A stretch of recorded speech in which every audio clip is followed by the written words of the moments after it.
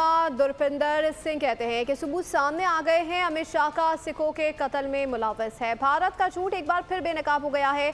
Canada के बराह रास्त कहा कि भारतीय सफारतकार मुलव्वस थे। कनाडा ने भारत को सबूत दे दिए हैं। ਸਿੰਘ ਨਿੱਜਰ ਹੋਣਾ ਦੀ ਸ਼ਹਾਦਤ ਜਿਹੜੀ ਹੈ ਉਹ ਕੋਈ ਸਾਡੇ ਲਈ ਸਰਪ੍ਰਾਈਜ਼ ਨਹੀਂ ਹੈ, ਕਿਉਂਕਿ ਸਿੱਖਾਂ ਦੇ ਲਈ ਸ਼ਹਾਦਤਾਂ ਦਾ ਦੌਰ ਜਿਹੜਾ ਆ ਉਹ ਪਹਿਲਾਂ ਤੋਂ ਹੀ ਚੱਲਿਆ ਆ ਰਿਹਾ। ਇਹ ਕੋਈ ਨਵੀਂ ਗੱਲ ਨਹੀਂ।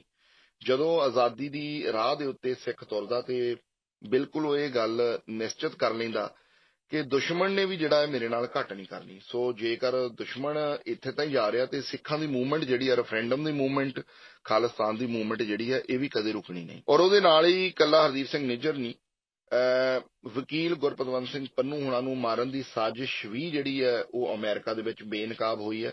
ਸੋ ਉਹਦਾ ਜਿਹੜਾ ਕੇਸ ਹੈ, ਜਿਹੜੀ ਇੰਡਾਈਟਮੈਂਟ ਨਿਊਯਾਰਕ ਕੋਰਟ ਦੇ ਵਿੱਚ ਆਲਰੇਡੀ ਪੇਸ਼ ਹੋ ਚੁੱਕੀ ਹੈ, ਜਿਹਦੇ ਵਿੱਚ ਬਹੁਤ ਸਾਰੇ ਖੁਲਾਸੇ ਵੀ ਹੋ ਗਏ ਆ। ਤਕਰੀਬਨ 40 ਵਰੇ ਹੋ ਗਏ ਆ ਉਦੋਂ ਦੀ ਖਾਲਿਸਤਾਨ ਦੀ ਮੂਵਮੈਂਟ ਵਿਦੇਸ਼ਾਂ ਦੇ ਵਿੱਚ ਚੱਲੀ ਆ ਰਹੀ ਹੈ, ਲੇਕਿਨ ਇਹ ਕਤਲੋ ਗਾਰਜ਼ ਜਿਹੜੀ ਹੈ ਇਸ ਲੈਵਲ ਤੇ ਇਹ ਪਹਿਲੀ ਵਾਰੀ ਹੋਈ ਹੈ। ਸੋ ਅੱਜ ਇਹਨਾਂ ਦੇ ਹਾਲਾਤ ਪੂਰੀ ਦੁਨੀਆ ਦੇ ਸਾਹਮਣੇ ਆ ਕੀ ਨੇ। ਭਾਰਤ ਇੱਕ ਰੋਗ ਸਟੇਟ ਬਣ ਚੁੱਕਾ ਹੈ, ਭਾਰਤ ਇੱਕ ਜਿਹੜਾ ਹੈ ਕ੍ਰਿਮੀਨਲ ਸਟੇਟ ਹੈ। ਸੋ ਇਹਨੇ ਸਾਡੀ ਕਤਲੋ ਗਾਰਜ਼ ਕੀਤੀ। ਅੱਜ ਰੈਫਰੈਂਡਮ ਸ਼ਾਇਦ ਜੇ ਸੋਚਦੇ ਆ ਕਿ ਕਤਲੋ ਗਾਰਜ਼ ਦੇ ਨਾਲ ਬੰਦ ਹੋ ਜਾਏਗਾ, ਇਹਨਾਂ ਦੇ ਦਿਮਾਗ ਦੇ ਵਿੱਚ ਬਹੁਤ ਵੱਡਾ ਭੁਲੇਖਾ ਹੈ। ਇਹ ਜਿਹੜੀ ਮੂਵਮੈਂਟ ਆ ਖਾਲਿਸਤਾਨ ਜਦ तक कायम नहीं ਹੁੰਦਾ। सब्सक्राइब करें और बेल दबाएं ताकि कोई खबर रह न जाए।